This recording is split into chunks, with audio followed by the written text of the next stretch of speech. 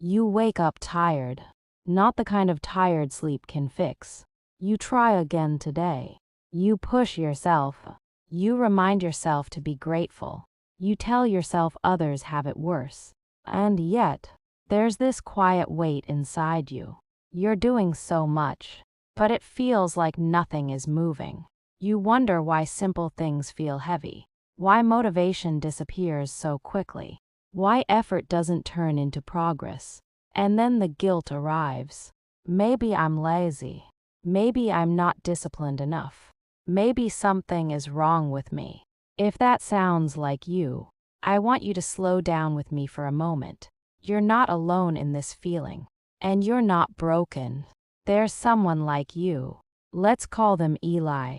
Eli wakes up every day with plans. Real plans. Reasonable plans. They want to improve their life. They want to be consistent. They want to do better than yesterday. But by midday, the energy is gone. Not because Eli didn't care.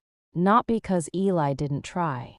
It's more like something inside them quietly shut down. They sit there staring at the wall, phone in hand, mind racing, heart heavy. They feel ashamed for resting, ashamed for scrolling, ashamed for not being who they think they should be by now. At night, Eli promises tomorrow will be different. Tomorrow they'll try harder. But tomorrow comes, and the same invisible wall is still there. Here's something no one tells you clearly. What looks like laziness is often emotional exhaustion. When your mind has been under pressure for too long, it doesn't scream. It slows down. Burnout isn't always dramatic. Sometimes it's quiet. It's the loss of interest in things you care about. It's the feeling of being overwhelmed by small tasks. It's the constant inner noise that never lets you fully rest. You may be carrying expectations that were never yours. Silent pressure to succeed, to prove yourself, to catch up. Your brain is constantly processing. What if I fail? What if I disappoint people? Why am I behind? That mental load drains energy faster than physical work.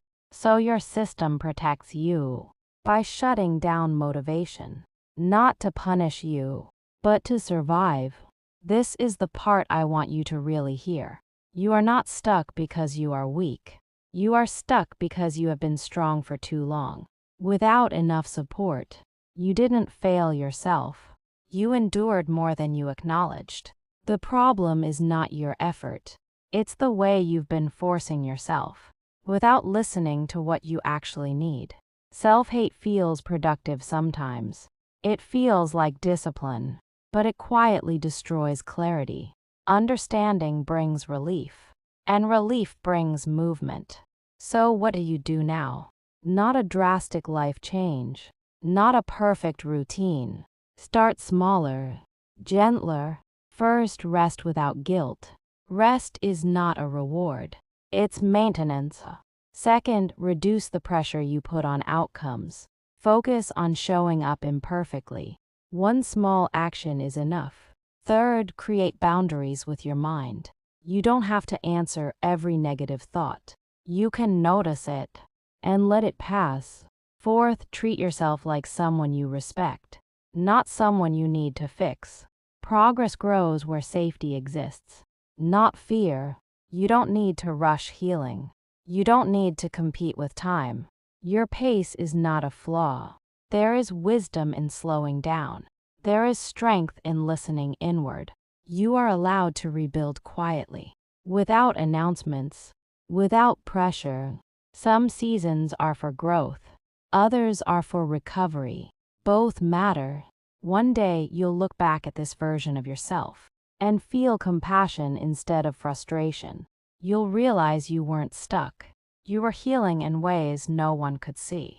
So take a breath right now. Let your shoulders relax. You're still moving, even when it feels slow. And that is enough for today.